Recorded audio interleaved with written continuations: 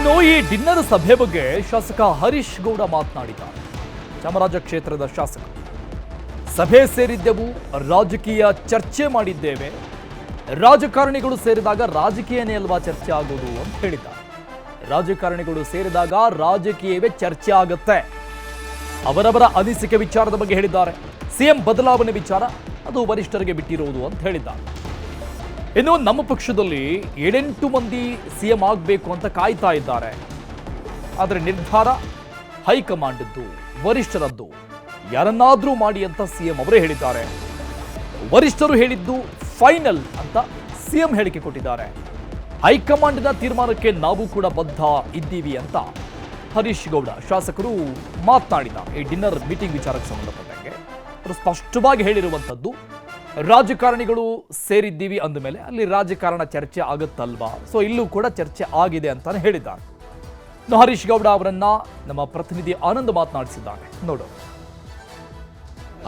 ರಾಜಕಾರಣದಲ್ಲಿ ಸದ್ಯ ಒಂದಷ್ಟು ಹಸಿ ಬಿಸಿ ಚರ್ಚೆಗಳು ಶುರುವಾಗಿರುವಂತದ್ದು. ಇದಕ್ಕೆ ರೆಕ್ಕೆ ಪುಕ್ಕೆ ಎಂಬಂತೆ ಏನು ನಿನ್ನೆ ಮಾಗಡಿ ಶಾಸಕರಾಗಿರುವಂತಹ ಬಾಲಕೃಷ್ಣ ಅವರ ಬರ್ಡೇ ನೆಪದಲ್ಲಿ ಒಂದಷ್ಟು ಕಾಂಗ್ರೆಸ್ ಶಾಸಕರು ಔತಣಕೂಟಕ್ಕೆ ಸೇರಿದಂತೆ. ಈ ಬಗ್ಗೆ ಮಾತನಾಡಲಿಕ್ಕೆ ಮೈಸೂರಿನ ಚಾಮರಾಜ ಕ್ಷೇತ್ರದ ಶಾಸಕರಾದ ಹರೀಶ್ ಗೌಡ ಅವ್ರ ಜೊತೆ ನಾನು ಮಾತಾಡ್ತೀನಿ.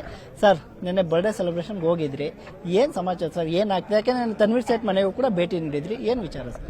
ತನ್ವೀರ್ ಸೇಠ್ ಸಾಹೇಬ್ರ ಮನೆಗೆ ಹೋಗೋದು ಅದು ಮಾಮೂಲಿ. ಅದು ನಾವೇನು ಹೊಸದಾಗಿ ಅಂತ ತನ್ವೀರ್ ಸೇಠ್ ಸಾಹೇಬ್ರ ಮನೆಗೆ ಹೋಗಲ್ಲ. ತನ್ವೀರ್ ಸೇಠ್ ಸಾಹೇಬ್ರು ನಮ್ಮ ಲೀಡ್ರು. ಅವ್ರು 6 ಬಾರಿ ಚುನಾವಣೆಯಲ್ಲಿ ಗೆದ್ದಿರುವಂಥವ್ರು, ಮತ್ತೆ ಮಾಜಿ ಮಂತ್ರಿ ಆಗಿರುವಂಥವ್ರು. ಅವ್ರಿಗಿರೋ ಅನುಭವಗಳನ್ನ ನಾವು ನನ್ನ ಕ್ಷೇತ್ರದಲ್ಲಿ ಏನಾದ್ರೂ ಕೆಲಸ ಮಾಡಬೇಕಾದ್ರೆ, ಇಲ್ಲ ಏನಾದ್ರೂ ಅನುದಾನವನ್ನು ತರಬೇಕಾದ್ರೆ, ಏನು ಅಭಿವೃದ್ಧಿಯನ್ನು ಮಾಡಬೇಕು ಅಂತ ಅನ್ನೋದನ್ನ ಅವ್ರ ಹತ್ರ ಹೋಗಿ ನಾವು ಚರ್ಚೆ ಮಾಡುವಂಥದ್ದು, ಅವ್ರ ಹತ್ರ ನಾನು ಮಾರ್ಗದರ್ಶನ ಪಡೆಯುವಂಥದ್ದು ಮೊದಲಿಂದನೂ ಅದು ವಾಡಿಕೆ. ತನ್ವೀರ್ ಸೇಠ್ ಸಾಹೇಬ್ರ ಮನೆಗೆ ಹೋಗಿದ್ದು ವಿಶೇಷವಾದಂಥದ್ದೇನಿಲ್ಲ. ಅವರು ಮೈಸೂರು ನಗರದಲ್ಲಿ 6 ಬಾರಿ ಗೆದ್ದಿರುವಂಥವ್ರು. ಅವ್ರಿಗಿರೋ ಅನುಭವವನ್ನು ನಾನು ಅವ್ರ ಹತ್ರ ತಿಳ್ಕೊಂಡು ನನ್ನ ಕ್ಷೇತ್ರದಲ್ಲಿ ಏನು ಕೆಲಸ ಮಾಡಬೇಕು ಅದನ್ನು ಅವರು ಹೇಳುವಂಥದ್ದನ್ನು ಕೇಳಿ ನಾನು ಮಾಡುವಂಥದ್ದನ್ನು ಮಾಡ್ತೀನಿ. ಅದಕ್ಕೆ ವಿಶೇಷವಾದಂಥ ಅರ್ಥ ಕಲ್ಪಿಸುವಂಥದ್ದೇನಿಲ್ಲ. ತದನಂತರ ಬೆಂಗಳೂರಿಗೆ ನಾನು ಕಮಿಟಿ ಮೀಟಿಂಗಿಗೆ ಹೋದೆ. ಅಲ್ಲಿ ಸನ್ಮಾನ್ಯ ಮಾಗಡಿ ಶಾಸಕರಾದಂಥ ಬಾಲಕೃಷ್ಣೇಗೌಡರು ನಾನು JDS ಅಲ್ಲಿ ಇದ್ದಾಗಲಿಂದಲೂ ನನ್ನ ಸ್ನೇಹಿತರವರು. ಅವ್ರದ್ದು ನಮ್ಮದು ವಿಶ್ವಾಸ ತುಂಬ ಚೆನ್ನಾಗಿದೆ. ಅವ್ರ ಬರ್ತ್ಡೇ ಐತೆ ಅಂತ ಅಂದ್ಬಿಟ್ಟು ನಮ್ಗೆಲ್ರಿಗೂ ಗೊತ್ತಾಯಿತು. ನಾನು ಸಂಜೆ ಮೈಸೂರು ಕಮಿಟಿ ಮೀಟಿಂಗ್ ಎಲ್ಲ ಮುಗಿದ ನಂತರ, ನನ್ನ ಕೆಲಸ ಮುಗಿದ ನಂತರ ಮೈಸೂರಿಗೆ ಹೋಗೋದು ಮುಂಚೆ ಹೋಗಿ ಅವರಿಗೆ ವಿಶ್ ಮಾಡಿಬಿಟ್ಟು, ಅವ್ರು ವಿಶ್ ಮಾಡಕ್ಕೆ ಹೋದಾಗ ಅಲ್ಲಿ ಊಟ ಅರೇಂಜ್ ಮಾಡಿದ್ರು, ಊಟ ಮಾಡ್ಕೊಂಡು ಬಂದಿದ್ದೀವಿ. ಯಾಕೆ ಈ ಚರ್ಚೆ ಯಾಕೆ ಆಗ್ತಿದೆ ಅಂದ್ರೆ, ಬಾಲಕೃಷ್ಣ ಅವರು ನೇರವಾಗಿ ಹೇಳಿದ್ದಾರೆ KPCC ಅಧ್ಯಕ್ಷರು ಬದಲಾವಣೆ ಆಗಲಿ, ಅದೇ ರೀತಿ ಸಿಎಂ ಕೂಡ ಬದಲಾವಣೆ ಆಗಲಿ ಅನ್ನೋ ಮಾತುಗಳು ನೇರವಾಗಿ ಆಡಿದ್ದಾರೆ. ಆಮೇಲೆ ಅಲ್ಲಿ ಇದ್ದಂಥವ್ರೆಲ್ಲವೂ ಕೂಡ DK ಶಿವಕುಮಾರ್ ಅವರ ಆಪ್ತರು, ಬೆಂಬಲಿಗರು ಅಂತಾನೆ ಗುರುತಿಸಿಕೊಂಡಿದ್ದಂಥವ್ರು ಸರ್. ಅದಕ್ಕೆ ಈ ಪ್ರಶ್ನೆ. ಅಲ್ಲಿದ್ದವರೆಲ್ಲರನ್ನೂ ಸಿದ್ದರಾಮಯ್ಯ ಸಾಹೇಬ್ರಿಗೂ ಆಪ್ತರು, DK ಶಿವಕುಮಾರ್ ಸಾಹೇಬ್ರಿಗೂ ಆಪ್ತರು. ಎಲ್ಲರನ್ನೂ ನಮ್ಮ ಕಾಂಗ್ರೆಸ್ ಪಕ್ಷದ ಶಾಸಕರು ಇದ್ದಿದ್ದು ಹೆಚ್ಚು ಕಡಿಮೆ ಒಂದು 35-40 ಜನ ಇದ್ವಿ ನಾವು ಅಲ್ಲಿ. ಒಬ್ಬೊಬ್ಬರಾಗ ಎಲ್ಲರನ್ನೂ ಬಂದರು. ಒಬ್ಬೊಬ್ಬರಾಗ ವಿಶ್ ಮಾಡಿದ್ರು, ಊಟ ಮಾಡ್ಬಿಟ್ಟು ಅವ್ರವ್ರ ಪಡೆಗೆ ಅವ್ರು ಹೋದ್ರು. ನಾನು ಅದೇ ರೀತಿ ಹೋಗಿದ್ದೆ. ಒಬ್ಬೊಬ್ರದ್ದು ಒಂದು ಅಭಿಪ್ರಾಯ ಇರ್ತದೆ. ಅವ್ರವ್ರ ಅಭಿಪ್ರಾಯಗಳನ್ನ ಎಲ್ಲರನ್ನು ತಿಳಿಸಿದ್ರು ಮೀನ್ಸ್ ಮಾತಾಡಿದ್ರು. ಎಲ್ಲರೂ ಕೂತ್ಕೊಂಡಾಗ, ಈಗ ಸೈಂಟಿಸ್ಟ್ಗಳು ಸೇರ್ಕೊಂಡಾಗ ಬರೀ ಸೈನ್ಸ್ ವಿಚಾರನೆ ತಾನೇ ಮಾತಾಡೋದು. ಈಗ ಬದಲಾವಣೆ ಒಂದು ವೇಳೆ ಹೈಕಮಾಂಡ್ ಒಪ್ಪಿದ್ದಾರೆ ಅಥವಾ ಹೈಕಮಾಂಡ್ ಬೇರೆ ಇದೆ, ತಮ್ಮ ನಿಲುವೇನಾಗಿದೆ? ಹೈಕಮಾಂಡ್ ಅದನ್ನ ಮಾಡ್ತಿದ್ರೆ ಹೈಕಮಾಂಡ್ ತೀರ್ಮಾನಕ್ಕೆ ನಾವೆಲ್ಲ ಬದ್ಧವಾಗಿರ್ತೀವಿ. ಹೈಕಮಾಂಡ್ ಮಾತಿಗೆ ಹರೀಶ್ ಗೌಡರು ಬದ್ಧ 100%. ಓಕೆ, ಇದಿಷ್ಟು ಶಾಸಕ ಹರೀಶ್ ಗೌಡ ಅವರ ಮಾತುಗಳು. ಕ್ಯಾಮರಾ ಪರ್ಸನ್ ರಾಹುಲ್ ಜೊತೆ ಆನಂದ್ KS, ನ್ಯೂಸ್ 18 ಮೈಸೂರು. ರಾಜಕೀಯವೇ ಮಾತಾಡಿದ್ವಿ ಅಂತಿದ್ದಾರೆ ಹರೀಶ್ ಗೌಡ ಅವರು. ಹೇಗೆ ತಾನು ಹೇಳಿದ್ರು, ಆದರೆ ರಾಜಕೀಯ ಚರ್ಚೆನೇ ಆಗಿಲ್ಲ ಅಂತಿದ್ದಾರೆ. ಮತ್ತೊಂದು ಕಡೆ CP ಯೋಗೇಶ್ವರ್ ಅವರು, ನಾನು ತಡವಾಗಿ ಹೋದೆ, ಊಟ ಮಾಡಿ ಬಂದೆ ಅಷ್ಟೇ. ಇದು CP ಯೋಗೇಶ್ವರ್ ಅವರ ಮಾತು ಡಿನ್ನರ್ ವಿಚಾರಕ್ಕೆ ಸಂಬಂಧಪಟ್ಟಂಗೆ. ಈ ಬೆಳವಣಿಗೆಗಳಿಂದ ಅಭಿವೃದ್ಧಿ ಕುಂಠಿತ ಆಗ್ತಾ ಇದೆ. ಹೈಕಮಾಂಡ್ ಮಟ್ಟದಲ್ಲಿ ಮಾತುಕತೆ ಆಗಿದೆ ಅಂತಾರೆ. ಎಲ್ಲದಕ್ಕೂ ವರಿಷ್ಠರೇ ಉತ್ತರ ಕೊಡಬೇಕು ಅಂತ CP ಯೋಗೇಶ್ವರ್ ಅವರು ಮಾತನಾಡಿದ್ರು. ಈ ಡಿನ್ನರ್ ವಿಚಾರಕ್ಕೆ ಸಂಬಂಧಪಟ್ಟಂಗೆ ಪ್ರಶ್ನೆಯನ್ನ ಕೇಳಿದ್ರು.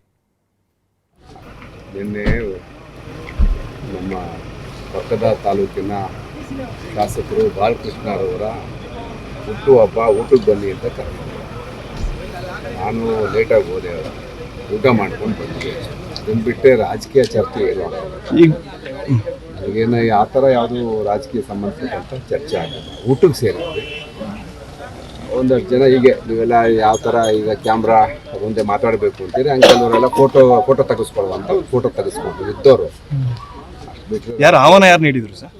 ಬಾಲಕೃಷ್ಣ. ಮತ್ತೆ ಅವರೇ ಅಂತಾರೆ ಸರ್, ಈಗ ಅವರು ಮತ್ತೆ ಬಸವರಾಜ ಶಿವಗಂಗಾಲ್ ಹೇಳ್ತಾರೆ, ಅದ್ರ ಜೊತೆ ಕೂಡ ಚರ್ಚೆ ಮಾಡಿದೀವಿ. ಹೈಕಮಾಂಡ್ ಒಂದು ಸಂದೇಶ ಸಪ್ರೇಟ್ ಆಗಿ ಚರ್ಚೆ ಮಾಡಿರ್ಬೋದು. ತಮ್ಮ ಜೊತೆ ಚರ್ಚೆ ಮಾಡಿಲ್ವಾ ಸರ್? ನಿಮ್ನೇನು ಸೇರಿಸ್ಕೊಳ್ಳಿಲ್ವಾ ಸರ್ ಅವ್ರ ಜೊತೆಗೆ ಅಂತ?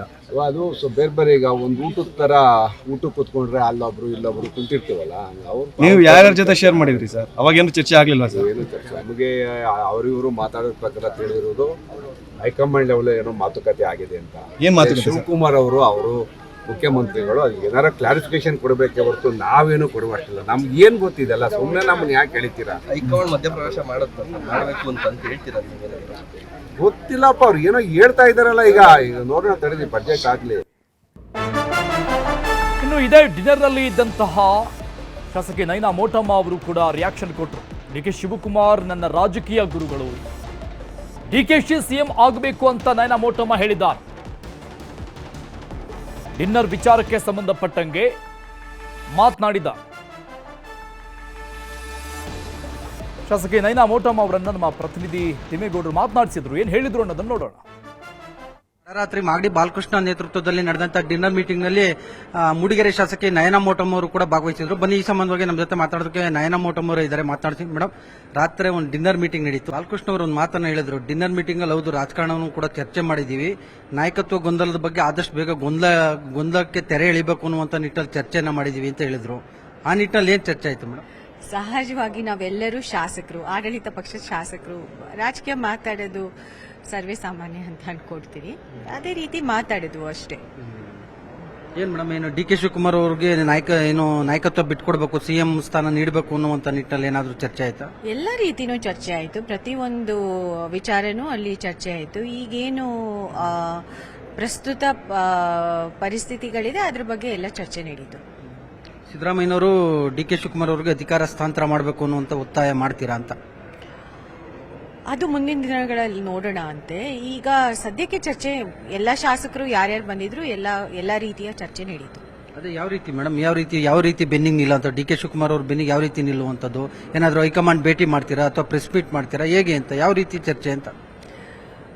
ನೋಡಿ, ಡಿ.ಕೆ. ಶಿವಕುಮಾರ್ ಸರ್ ವಿಚಾರದಲ್ಲಿ ನಾನು ಒಂದೇ ಹೇಳಲಿಕ್ಕೆ ಇಷ್ಟಪಡ್ತೀನಿ. ಅದು ನಾನು ವೈಯಕ್ತಿಕವಾಗಿ ಶಾಸಕಿಯಾಗಿ ಅವ್ರ ಪರವಾಗಿ ಹೇಳಲಿಕ್ಕೆ ಒಂದೇ ವಿಚಾರ ಹೇಳ್ತಾ ಇರೋದು. ಅವರು ನನ್ನನ್ನು ರಾಜಕೀಯದಲ್ಲಿ ಬೆಳೆಸಿದ್ದಾರೆ, ಅವರಿಗೆ ಬೆಂಬಲವಾಗಿ ನಿಲ್ಲೋದು ನನ್ನ ಕರ್ತವ್ಯ. ಅವರು ನನ್ನ ರಾಜಕೀಯ ಗುರುಗಳು, ಅದು ನನ್ನ ಧರ್ಮ. ಸೊ ಅವರು ನಾನು ಖಂಡಿತವಾಗಿ ಅವರು ಸಿಎಂ ಆದ್ರೆ ನನಗೆ ನಿಜವಾಗ್ಲೂ ಖುಷಿ ಆಗುತ್ತೆ. ಡಿ.ಕೆ. ಶಿವಕುಮಾರ್ ಪರವಾಗಿ ಹೈಕಮಾಂಡ್ ನಾಯಕರು ಭೇಟಿ ಮಾಡ್ತೀರಾ ಬೇಕಾದ್ರೆ?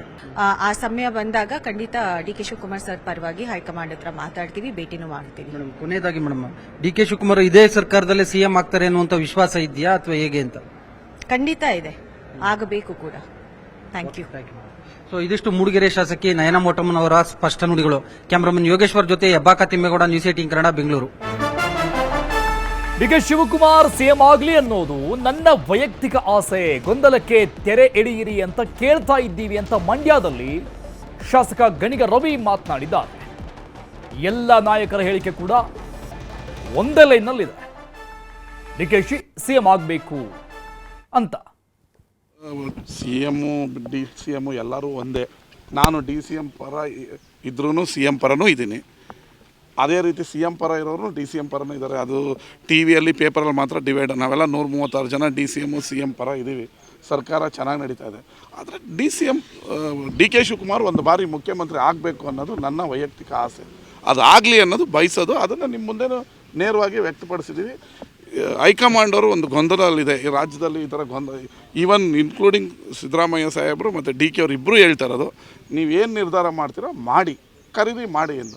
ಅದನ್ನೇ ನಾವು ಕೂಡ ಪುನರುಚ್ಚರಿಸ್ತಾ ಇದ್ದೀವಿ. ಇಲ್ಲಾಂದರೆ ದಿನ ಬೆಳಗ್ಗೆ ಎದ್ದು ಆಗುತ್ತೆ ಆಗಲ್ಲ ಅನ್ನೋ ದಿನ ಎಳ್ಕೊಂಡು ಹೋಗೋದ್ರಿಂದ ಉಪಯೋಗ ಇಲ್ಲ. ಇದರಿಂದ ಸರ್ಕಾರದ ವರ್ಚಸ್ಸು, ಪಕ್ಷದ ವರ್ಚಸ್ಸು ಹಾನಿಯಾಗುತ್ತೆ. ಅದರಿಂದ ಒಂದು ನಿರ್ಧಾರ ಮಾಡಿ ಅನ್ನೋದು ನಮ್ಮೆಲ್ಲರ ಭಾವ.